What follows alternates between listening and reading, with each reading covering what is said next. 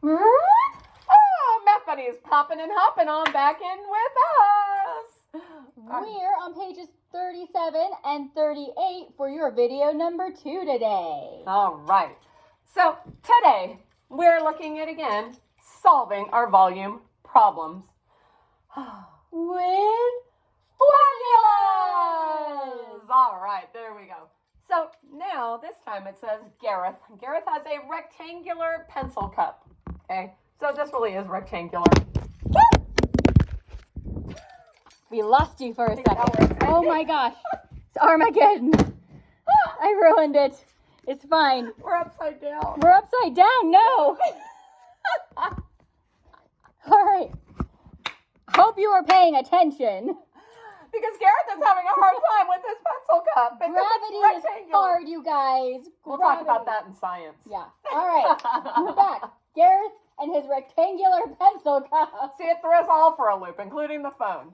Okay, back to where we are. It's 3 inches long, it's 2 inches wide, and it's 5 inches tall. We want to know what's the volume, okay? So we think about those things that we know.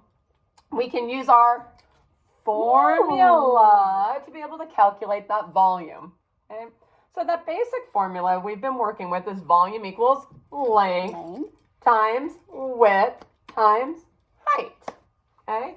So if we're going to put those values in, we know that it's 3 inches long for length and then 2 inches wide for width and then 5 inches high for height. There we go. So we can use that information and calculate how many cubic inches this pencil cup can hold. All right, so let's multiply. 3 times 2 is 6. 6 times 5 is 30. There we go. So our volume is 30 inches. Cubic inches. Cube. Nice. Inches cubed, cubic inches, tomato, tomato. Absolutely. And then we found this 6 too. Remember what we could also call that 6? We could call it the base. Awesome.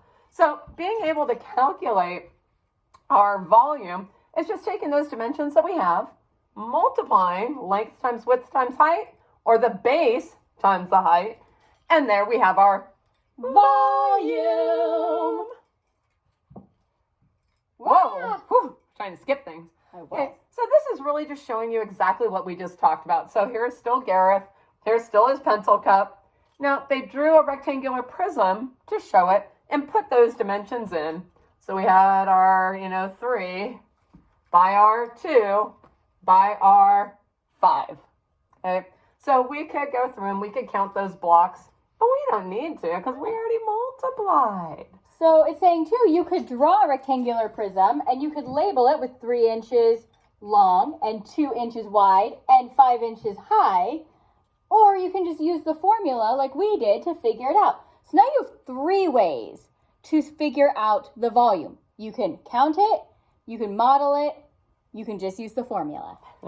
Now, just so you know, if we look at the next pages, don't do 39, don't do 40, because we want to make sure that you are able to do 41 and 42. So these two are niet. Move on to video 3 for numbers 41 through 42. Bye.